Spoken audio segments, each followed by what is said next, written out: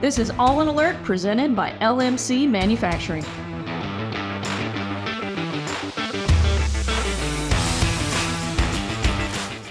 Hey everybody, it's December 19th, 2023, and welcome to Almond Alert. Today, we're going to have a lot of fun. So a lot of folks have been having a chance for the last few months to get to meet the new CEO of the Almond Board of California, Clarice Turner. And she took time out of her day here grinding into the holidays to come sit down with us and really lay out her vision and her expert opinion and look at an approach to our industry and where we are at such a critical time. Not only how to address the challenges and kind of our analysis of these challenges, but also the look ahead and where the opportunity is. And she gets frank and down to business. I mean, she had a list. This is where we got to go. This is what we got to do. And more importantly, she can back it up. She's had an incredible career, recruited for Pepsi, then into product development.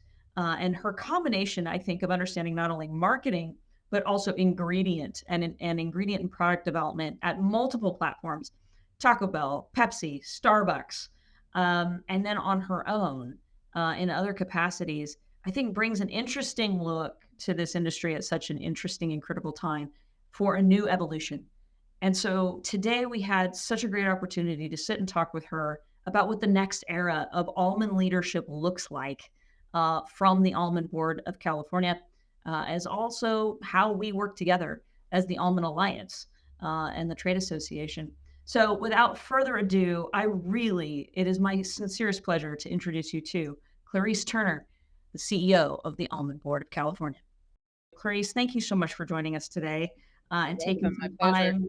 Yeah, I know we're in the heat of the holidays, but we're coming off of a high of Almond Conference, a different tone this year at Almond Conference, and I think one that was struck really well. I felt the tone at Almond Conference was really that turn to, yep, these are tough times. Where do we want to go on the other side? It's kind of been 2 years of where are we going, where are we going, where are we going? And now it's, okay, this is here to stay. And how do we want to control our destiny? And that's something that we talk a lot about at the Alliance.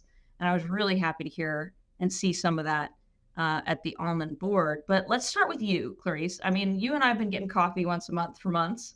But I would love for others to get a chance to get to know you a little bit more, to talk about, just tell us a little bit more about your background. You're a native Californian like us. And I always say a proud and unapologetic California farm girl, and I know you're the same. So let's bond, sister. Let's have some kindred spirit here. All right. Well, my passion for agriculture goes back pretty far. 1773. My family's farmed a lot of crops. You win. Some of them I've helped them farm, and some my dad and his cousins helped farm. A lot of generations, but I used to spend my summers in Modesto, running the farm stand over in Riverbank, and my family had peaches and nectarines. Oh yeah, back when we had stone fruit around here. Yep, and it spoiled me for my life because I'm always searching for a peach that was as good. Actually, the ice cream was my favorite. We made everything you could think of course, out of peaches and nectarines, but great memories and great times. And my family has a little artichoke farm and heirloom tomatoes that we sell to local chefs in Napa. So not nearly the endeavors that my family took on. Mine's tiny. But it is a labor of love, and it brings my family together, and it keeps me really grounded in terms of what it takes, right? When Mother Nature is kind, or sometimes she's not. Right. And, thus goes the rest of the industry, along with the macroeconomic outlooks that impact us too. So I have had passion for agriculture in this state for a very long time. And as I said at conference, I'm worried about it. Yeah. There's so many things that are coming at us. And I feel just compelled and very humbled and privileged to be able to be in a position to make a difference, hopefully in the years to come, so that generations of California farmers will continue to prosper.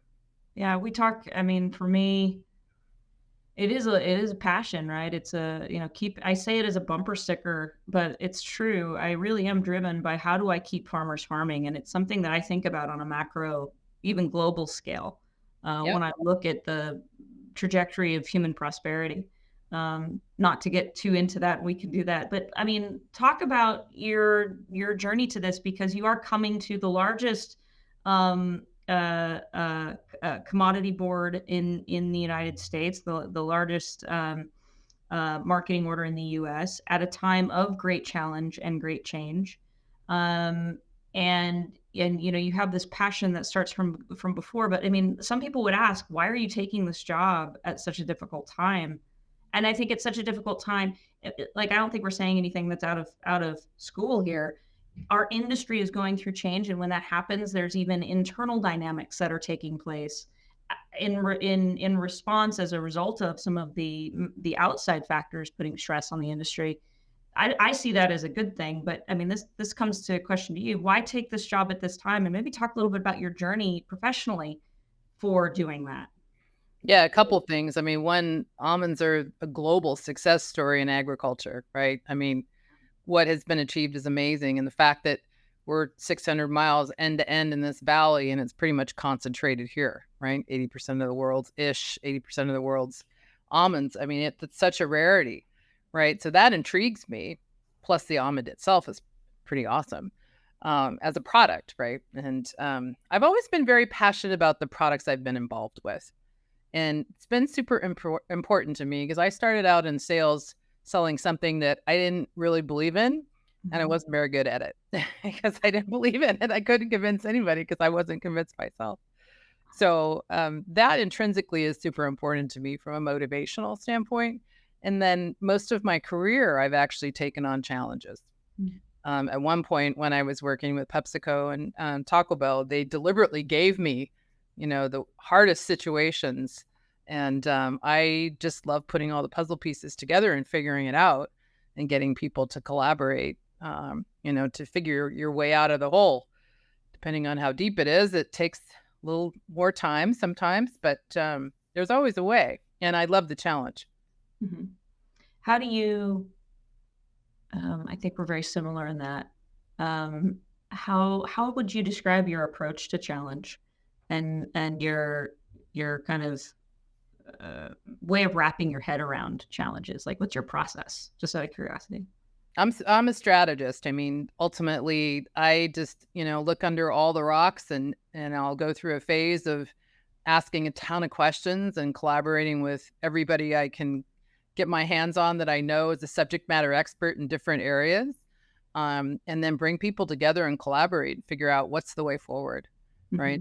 Sometimes that means some pretty tough decisions. I like to do SWOT analysis, which we've done several of now, and then use a process called start, stop, continue, to say, okay, are we really focused on the right priorities?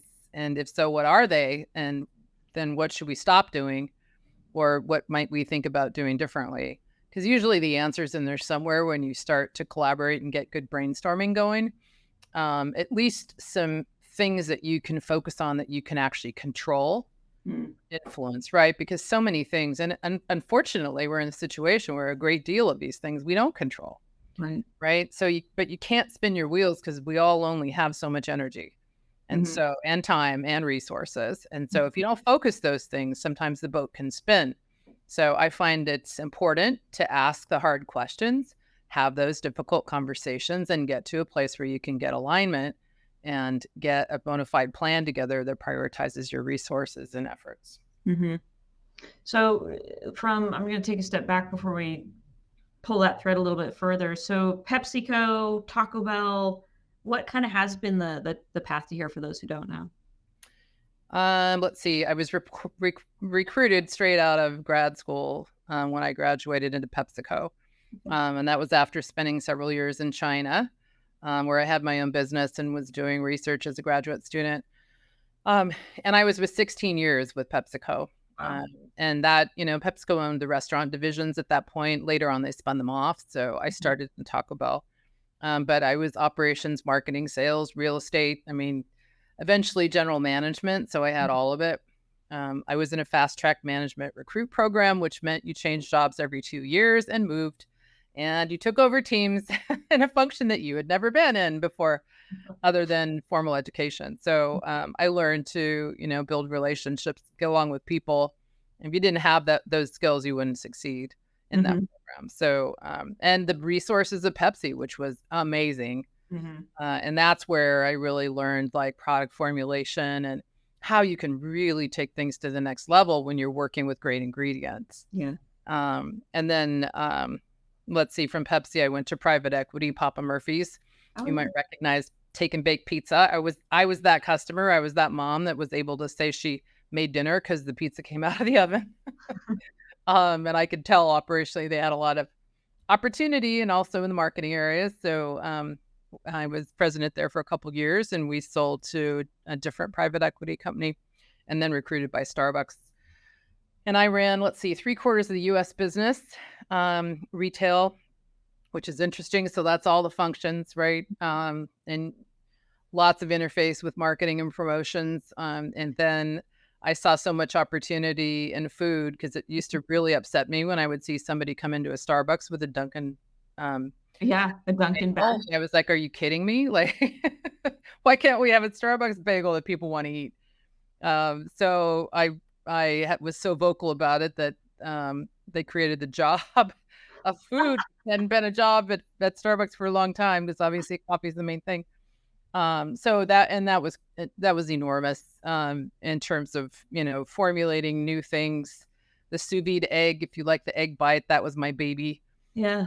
because I was trying not to eat carbs and I kept burning my finger on the fingers. I would take the English muffin off and I'm driving, this hot egg and bacon between my fingers. Yes.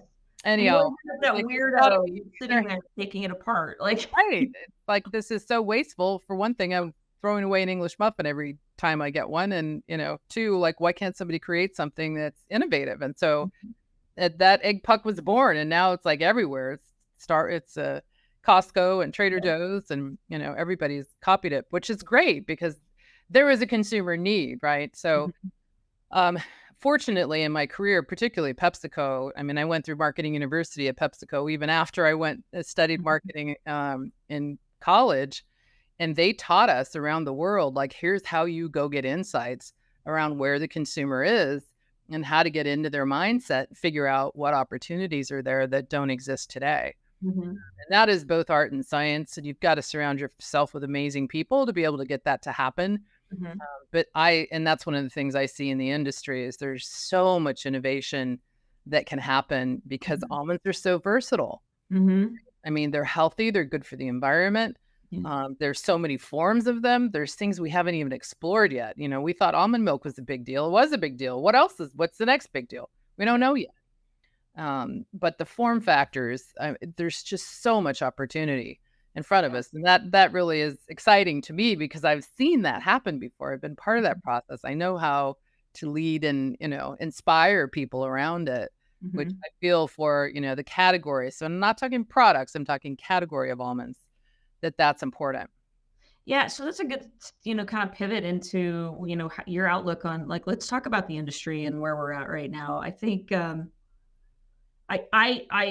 run into the same thing. I'm excited about the product itself, and we talk a lot about how, at least on the advocacy side, sometimes I feel like agriculture, bless our hearts, and I grew up in it.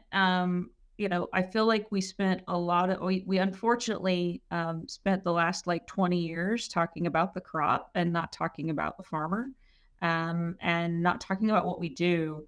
And so I find on the advocacy side, I almost have an interesting place to go. But the almond becomes such a killer asset and weaponizes us in such a new way because now that we're in this space of putting a face to it, we have a product that is actually very well loved and respected and has so much like if you look at the positives and negatives in the columns, it's outweighing on the positive side. It has such an incredible story to tell just itself, and you pair that with the people behind it, and it has opened up so many doors for us.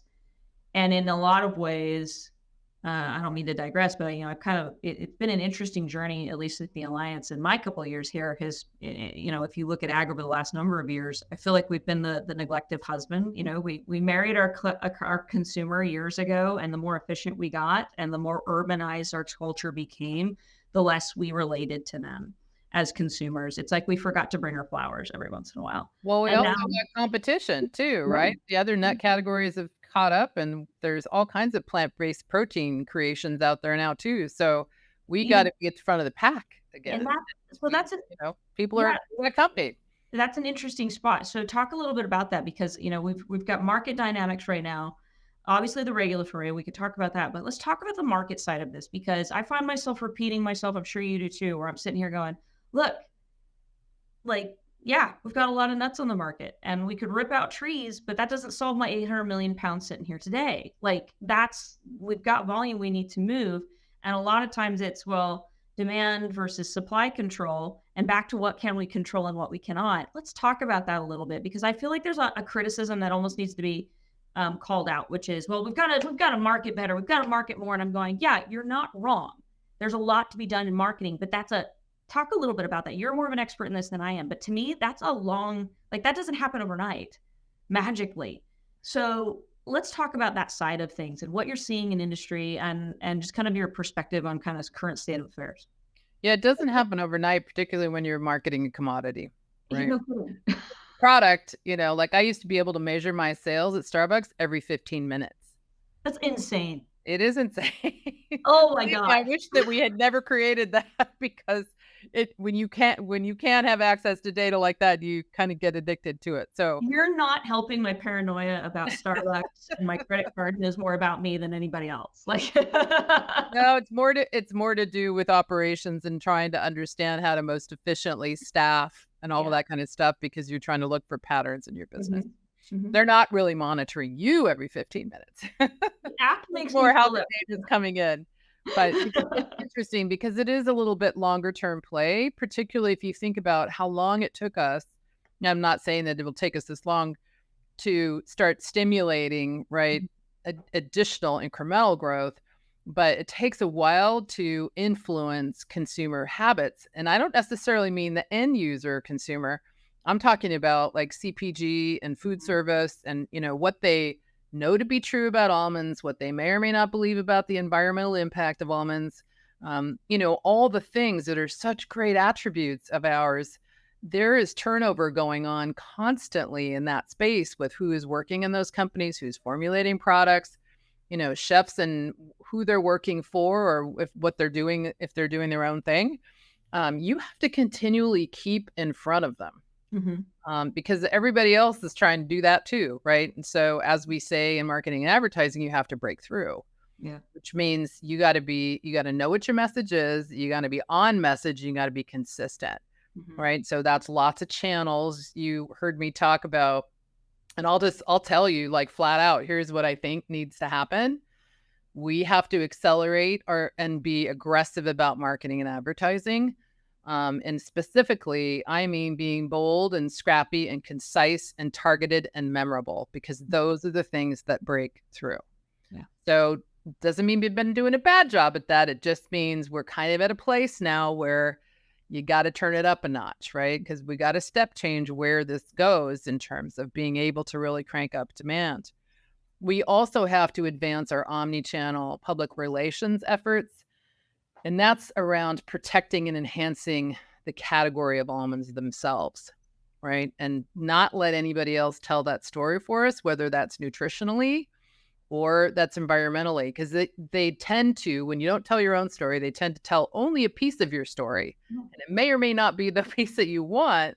But the point is that there's a great story to tell. We have to align on the 3 to 5 things, like what's it going to be? Like what you and I talk about, right? Like let's have alignment between the two of us in terms of the messages that are going out there. That's really important. The other thing is that we have to own our narrative that almonds have a positive effect on the environment today without doing one thing differently, right? Which is crazy that that's not out there. I don't know if you saw the YouTube videos from the True Foods series. And she did, it's long, right? But she did a great job of putting that out there. And hopefully, we can be able to take some of the snippets and quote her, those things we can't say, right? Right. So part of that is winning the trade over to prefer almonds as the best choice for them as they're formulating ingredients and snacks. And I kind of coined this phrase that almonds are the most nutritionally dense, shelf-stable protein on the planet, period. Yep. Right? Like, there you go. Like, Mhm. that's it. Yeah. So, you don't need to think about, which piece or part of it. You just, nutritional density, that is something that very, very few proteins can offer, right? They may have one thing or two things. They don't have all the things. We have all the things. Right. Everybody should know that. And having said that, too, we also need to continue to deepen our research on health and nutrition, Mhm. to elevate our abilities to make claims, because that takes time for us to get approval to make claims, right? We have the heart health claim, thankfully, and there are others that we're in the process of being able to get approval to do that. But we Yes. can also elevate how we work with third parties to tell the story for us, right? So we can do more of that. And I love that phrase, 24 almonds a day keeps the doctor away, right? Like, I don't know that we can say, I tell people that and they're like, is it okay to eat more? I'm like, oh yeah, sure. Just make sure you eat 24 if you want to get the maximum health benefits, right? Right. Almonds can give you. So, I mean, I see huge opportunities ahead of us. We have such an amazing product, and that's what it comes down to is, just telling our story, getting it out there, and being aggressive with how we're talking about people, or talking about with people, educating the chefs that are in training right now, right? Like, thousands of chefs are graduating every 6 months. I'm a trustee for the Culinary Institute. Like, I see how they get influenced Mhm. by what they cook when they're in school. And Right. they're all over the world and they go back home and all of a sudden, voila, right? Things show up in their diet that they learned in America, Mhm. either in New York or in Greystone and Napa, or there's also a campus in San Antonio. There's one in Singapore. And a lot of that, is just being able to help the school get the curriculum Mhm. to have influence from Mhm. different proteins. And they're very much all about that. But like I said, we've got company there. So Right. the other place where innovation really needs to come in is developing new ideas for almond products and the byproducts, right? And you and I've talked about that with the fermented Almond milk. hulls, right? Which that's huge for climate change, right? Look, what a Massive. great story. And I know the USDA is very, very interested in that. I know you've been working with Secretary Ross Mhm. and trying to help that get traction. But Mhm. and then the other thing is the trade environment, continuing to just cultivate relationships around the world. And for our part of that, providing data and educating Mhm. around facts, right? You have the pointy end of the spear on that one, Aubrey. So, Yeah. I mean, and it's there's a lot of dynamics that play into that. And so I think something similar for both of us in these kind of I don't know what you call sister positions is exactly that. How do you break through on the messaging? Because it is we you know it's concise messaging, it's controlled. We always are looking for kind of this sweet spot in the Venn diagram of if we have opportunity because we're right, dealing again with a lot of dynamics that are outside of our control. I can't control an outcome of an election, but I know what that does to behavior or timelines with regards to requirements or laws or protocols, how people will behave. You're going to watch. Like, a good example is, it's an election year with a presidential. You're going to watch this administration jam as much as they can through before September. Why September? Aubrey, elections in November. There's something called the Congressional Records Act, where anything done 90 days out within the 90-day window before an election can just be pulled back by the next administration. right, It's not solid, so they've got to jam through. Okay, what does that mean for us? What does that mean for the bureaucracy? What attention can I get? Where's the opportunity zones? So we always look for where can we have relevance, legitimacy, credibility, and that speaks so much to what you're talking about around um, not just what we're saying, but making sure we have the information to back it up. And that is, I think, such a critical component here. And one of the great gifts of the Almond board that you're walking into is the data sets and the amount of information that the Almond board sits on. It really has, for us, made the difference between being effective or not at critical moments, as we can walk in and say, yep, we can back it up. Here's what we're asking for. So I love what you're talking about in terms of aggressively marketing, or you're right. It's not saying what you've been doing isn't good. It's saying you're kicking it into another gear for a new generation, and that's where we have to go at this point. Like you said before, what got us here isn't going to get us there, That's and right. that shouldn't be seen as a negative. That should be seen as such a great opportunity, and a positive. And I think too, aligning in that controlling of our narrative and making sure we're speaking for ourselves, and that's so much of what we do. And I'm so excited to see more of that Yeah, with we can't let other people tell our story. I mean, that's you gotta take the steering wheel away from them. That's and it, not and you have to be careful too because you don't wanna get, right, in a war, but that's not wise. You gotta, it's data and it's facts and it's our story and we have to tell it. But you're right. I mean, what got us here is not gonna get us there. And I had a lot of fun when I had, the great pleasure to have overlap, right, with Richard for a few Mhm. months. I actually went back and studied what the almond industry did all the way back to the 1850s, the first year it was a commercial crop. And every time they got in a situation, and they were, like in 19 after World War II, Mhm. almonds were 8 cents a pound. Yeah. Like, Yeah. ouch, right? But as the macro stuff started to turn around, and they had a good crop year, and it bounced right back. Mhm. One of the reasons it bounced back, and this was the third time I saw this in history, was innovation. Mhm. So some of that back in the day was farming innovation, Yep. right? To try to make the businesses more profitable, but a lot of it was product innovation, Mhm. finding new uses. So you never know. I mean, you don't think that you can innovate anything because you think you've got the best thing right now until something else comes along. You're like, wow, that's really smart. Well, and I think that's what's unique with the almond. If I'm gonna brag about it. Going back to what you said at the outlook, this product's versatility is something that you actually don't have with some of the others in this space. Right. For just, like, biologic reasons. The almond is itself incredibly, like you said, it's the shelf stability, it's the nutrient density and that shelf stability, combined with, I think it's versatility as a product. We're right now working on approvals with USAID and the McGovern-Dole World Food Program. And one of the things we're having to go through with them, and we're working with Almond Board on, is literally getting approval for every form the almond might be requested in. And I wrote it out yesterday again, and it's 12. Like, there's a dozen forms of almond. It's that It's amazing. yeah, that's amazing. That still hold its nutrient density and its shelf stability. And when you combine that, particularly with the protein levels and this increasing growth in the changes in population and the increase in the diet changes in population, there's a huge opportunity here. Yeah. For for almonds in that space. Well, and along those lines too, I mean, it was great that the board and the ABC team did the Deloitte work, that they Mhm. funded the study to try to look at existing markets and potential new markets.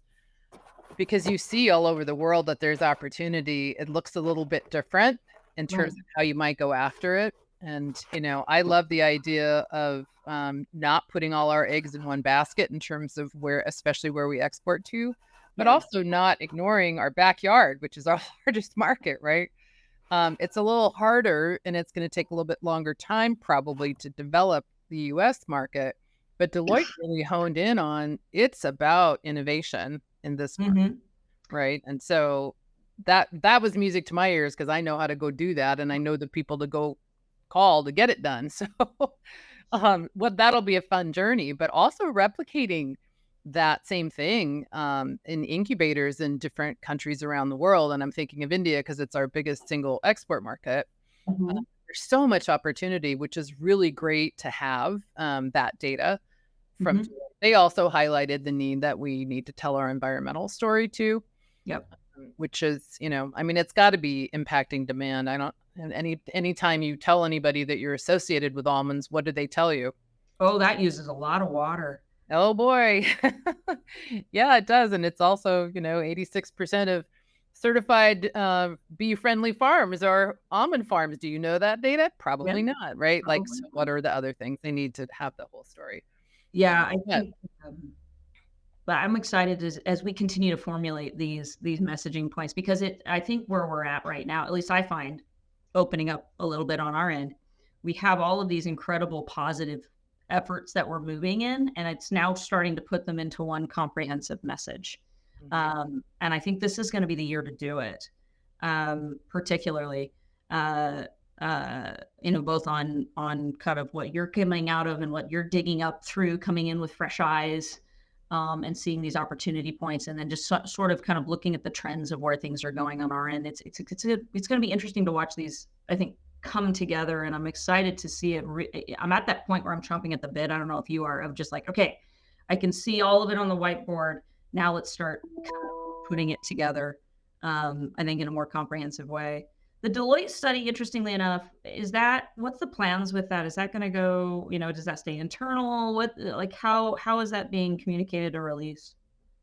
Yeah, it's socialized with the board already. Okay. So we're going to get together in February and slice and dice and figure out, okay, what do we want to prioritize or not? Because there's a lot that you could do and you can't do it all. Right. So we have to make those tough decisions and come out of that with, an alignment around what our priorities will be. But that's where it really, we get into the meat of it in digesting it and figuring out what baskets we do want to put our eggs in, so to speak. And I'm really looking forward to that. I mean, it's tough. We've got some difficult times to endure ahead, but we have been getting at least a little bit of good news in the economy lately, right? Some people are saying we're not headed for a recession, and inflation seems to be softening a little bit. And the Fed did say that they're going to lower rates 3 times next year, but who knows? I mean, that too could change. And to your point, we're in election year, but that's not supposed to be political. So no, we're stating fact. That's just a fact. This is what, right? This is just how this is going to go. I mean, they're published. Those are things that have come out in the news in the last couple of weeks, and that's since even conference, right? We've had some positive economic indicators, which is good because it sometimes doesn't really take a lot to change consumer sentiment, right? And they're conservative right now because they've eaten through the pantries that they stocked up when everybody was hoarding during COVID. Right. And their patterns have changed a little bit in terms of snacking. We know that about the US. Yeah. But, as they're out and about traveling again and maybe going back to the office more days than not, and that starts to evolve, we could see these are the macro things that impact their behavior. And we could see some change in that. It'll be interesting. It'll be, probably 6 months to a year before we really know that. But at least the positive economic stuff, that usually really helps. That gas prices, stuff that people are just watching from paycheck to paycheck. Yeah. How do you, that was an interesting presentation during State of the Industry, the kind of trend analysis. I thought that was really valuable. In fact, I'll admit I shot screenshots and sent it to my team, and I was like, start just thinking about this, because we need to be, how does that kind of nexus on our end, and what, as you're talking about, I think you're right. There's a lot of outside factors that are influencing our buyers, our consumers, and even, like you said, our consumers, not just the end consumer, but the middle consumer too. Do you, I guess what I'm wondering is just kind of where you see those changes, let's just talk domestically. One of the things that I've wondered, and this may be so basic, is just like the increase in the protein-based diets, the high protein diets, and the shift to alternative proteins have become so much more affordable. I mean, look, I'm a big Quest bar eater. I practically live on them. I think they're one of the best products on the market. No, it's not almond based. I wish it was, but it's not. But I love the convenience and the nutritional value I get out of it. As that has become a growing and more affordable, and that's changing some of the behavior here. Can you talk a little bit about that trend analysis, and is that influencing some of the direction that we're going? Yeah, it is. And we have a lot of company there too, right? So you got to stand out, which means you have to lead the innovation in that space, right? Because I mean, there are large CPG companies that do innovation on their own, but they're only going to do it with a view to their product lines and what they want to create, right? But so we've seen a couple things happen. One is, the plant forward thing is not a trend anymore. It's here, right? Like people want to do that. Protein is important, and a lot of people want to get that in the plant format. That is great for us, right? And it's great for a lot of other people too. So that's important. And being able to go after that in a way that positions almonds in a superior place, Right. right? Because of the versatility, because of the shelf life. We don't have a rancidity problem that a lot of other nuts do, right? And if you're in the business of formulating product, one of the things that you get evaluated on as a professional, right, is your cost of sales. Mhm. What does that product actually cost to produce? And if you have a short shelf life on it, that's a bad thing because Yeah. it means you're going to have more waste on the product, right? Which means that it's a disadvantage to your buyer. If Mhm. you're in the restaurant business, it's a big disadvantage to your operators because they're evaluated in part on their cost of sales. So kind of understanding the motivation with how people formulate, whether it's going into food service or it's going into CPG, there's a lot of common denominators there that almonds can win on big time, particularly when we have so many form factors, Mhm. right? I Mhm. also look at like I think I told you I had an Italian chef friend of mine. When he called me when the announcement first came out, and he said, "Can you please create a pasta that's made from almonds?" He said because he said people in Italy also don't want to eat Yeah. flour because they're trying to stay away from carbs. Mhm. And he said, and they're very sad about it Mhm. Yeah. because they love their pasta. So I decided I was going to go research that, and I did find one actually that's Mhm. very, very good. It's frozen, so Okay. it's called Capello's. If you've never had it, I put it next to fresh fettuccine, and I mean, people preferred either one. I mean, it was so. Really? And then 4 days later, for leftovers, it was still going. My husband said so. That's pretty good. I That's know, fantastic. right? Because a lot of times Yeah. they can't hold up because the moisture disintegrates. But Right. anyhow, I mean, we can create, hopefully, somebody can create a shelf stable version of that. That's a huge idea. Yes, it'll cost more. And I know I hear that, but it's going to cost too much. Well, people that want to eat protein, right, and miss their pasta, that's a big deal. Yeah, So, and I'm making one up just as an no, example, right? but using that example, looking at it from, okay, yes, it's gonna cost too much, but one thing we do know how to do is grow really well. There's never been a problem with us creating, like, more product, Right, availability in that side of things, and when I think of going to scale on anything, yes, we still wanna keep our premium, and I think that's something I don't know, well, maybe I'm getting out of line, but I really I wrestle with this myself because yes, almonds have been this premium special thing for so long, but at the same time, I'm kind of sitting here going, yeah, but guys, we can be like everybody's diet. We can be like everybody's go. We can be in anything and everything, and that's power because of our ability to scale. right.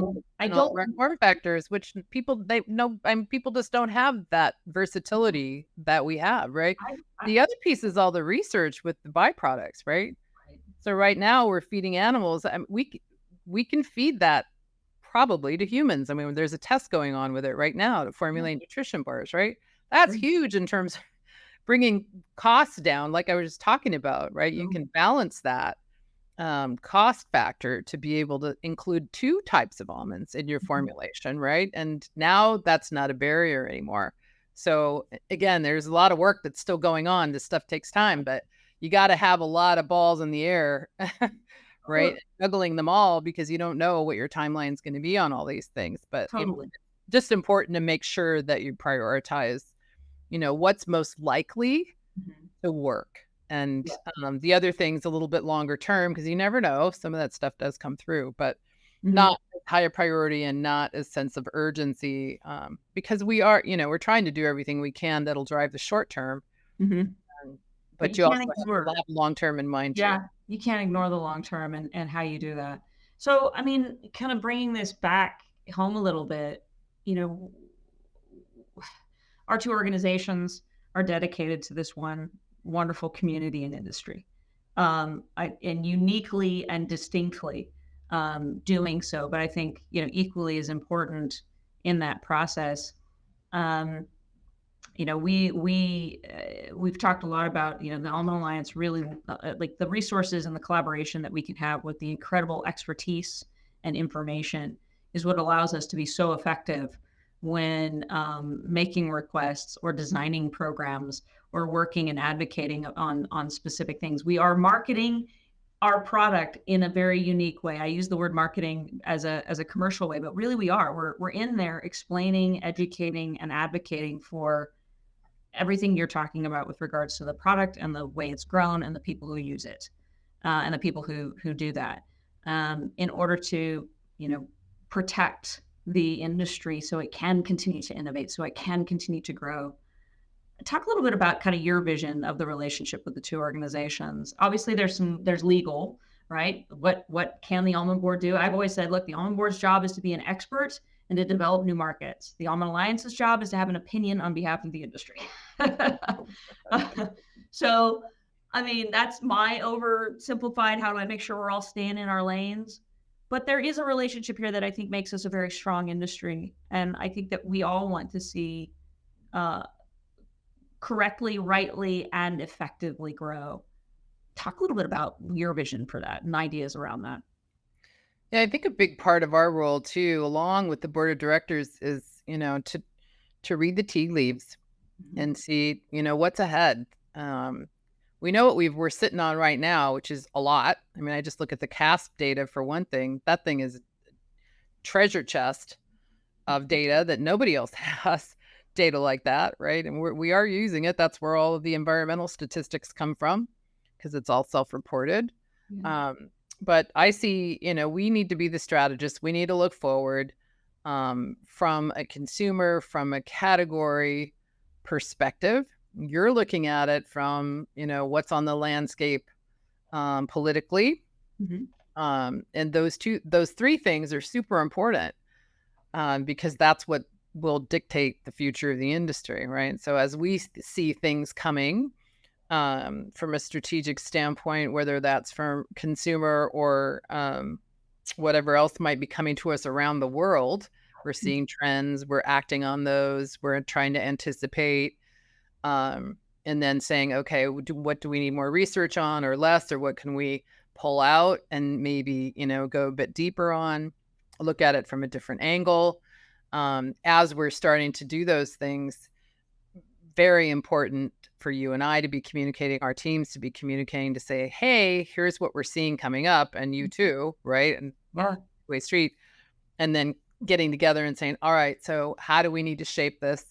What information do we need? What education do we need to provide? Because that's what we're doing, right? To be able to arm you, what you need to go out and fight the good fight. And actually make our politicians and regulators better at what they do because they're more informed, right? I can't even imagine trying to do that role in all of the different things that they have to be experts in, right? Yes. And I think one of the things that we find is the approach that I and the team, we take a lot of times is just, we play on our strength as the institution of almonds, that we are consistent, that we have excellent information, that we're going to be good actors, and we're not going to, string you along. We're going to come in with full resources. So if we're asking or we're working on something with a regulator or a politician, if it's even just basic education, we're going to lay it out for you. We're going to make sure you're not out on a limb when you decide, when that one person who has to be an expert on a million things actually sticks their neck out and says, hey, this thing on almonds, though, we really should look at this, or that how is this going to affect almonds? We want them to feel confident in that and to develop that relationship of trust. And the way that we do that is, I think, the combination of the two. It's the approach and it's the information that gets brought with them and the expertise that comes with it. And it is so important. And to your point, it's telling our story because we have so much turnover so often in some of these places. Probably more so, we're seeing a gray tsunami in the bureaucracy, where we used to have like 30-year careers who were just, they've evolved with us and grown up with us and watched the industry for so long. And now we've got youngsters coming in, and they're coming in from places that, they're making decisions about agriculture and they're not coming from agriculture, or they're not coming from our agriculture. And we're having to shortcut that. And so being able to tell our story and be concise in that messaging. And it's amazing how quick that light bulb turns on because we are evolving. A really funny story is I was sitting with an agency head here in California who came in and did the exact same thing. So on the water thing, we really need to talk to you almonds about water. I'm going, that Mother Jones article came out like 10 years ago, dude. Like, it's just been a while. And I said, well, let me talk to you about where we are today. And I just walked him through, hey, this is how many acres of almonds are in drip irrigation, high efficiency precision irrigation. The result has been a reduction in water use by over 33%. We're on track for another 33% or more. We're now multiplying the factor of utilizing that water through technologies like fertigation and, kind of walking them through what's happening in the industry. And he kind of went, so what you're telling me is the industry is evolving through this? Like they're actually meeting these challenges and correcting all of this? And I said, well, I wouldn't call it a correction. It's called an evolution, and we're becoming better as a result of doing it. And his eyes opened wide up and he goes, can I come see that? I'm like, yes, you can. And so, you get kind of a new perspective around an old story. And I think we have to be willing to drop that old message too and start using new language and saying, this is a new era. I'm not apologizing for what we do. I'm standing very confidently on what we do. Right. Absolutely. I think, the magnitude, the gravitas of almonds too is a piece that I find that people don't understand. It's like, we shouldn't feel bad about the fact that we produce so many almonds in the state. This is the best place in the world to produce them, right? We have that capability and they feed the world and they're good for the world. Yes. So why would we, why is that not more well known, and particularly with our politicians and regulators, right? Because we're a huge contribution to the economy, particularly in this state, but also around the world. When if you follow the money right into tax dollars and employees and all the things, which I know we have for the state, we don't have that globally in terms of, almonds get shipped somewhere else. And then there's more that happens to them before they actually wind up in a consumer's mouth. It's a massive industry. Just going to Christmas shopping last weekend, and I was looking for candy with almonds to give to my friends and family. And I was in Cost Plus, and I had to stop. I had like a cart full. I'm like, why does this not happen in the US? What happened here? Why is it? Yes, hazelnuts, they like those too. Why are they so far ahead there? And why? So we got work to do. We got work to do. I think that's a good place to stop. We've got a lot of work to do. And Clarice, I'm looking forward to working with you to do it. And I think we all are. So thank you so much for your time. You're welcome. And we wish you a happy holiday. This won't be the last. Hope you'll come back and join us and give us an update on where things are and where things are progressing and that aggressive, new, toned up direction that we're headed. So guerrilla marketing. Let's go. Let's go. All right. Thank you so much, Clarice Turner from the Almond Board, for your time today. And we'll see you soon. All right. Take care. Happy holidays, Aubrey. Bye-bye. Hey, I hope you enjoyed this fantastic sit down, and I hope you enjoy our content here at Almond Alert. You need to find us on any platform where you love and subscribe to all of your favorite online content. You can find us on Apple Podcasts, Spotify, on YouTube, anywhere all of your other favorite and beloved podcasts are. So please check out Almond Alert and subscribe. And if you aren't a member, join us at almondalliance.org and become an Almond Alliance member today.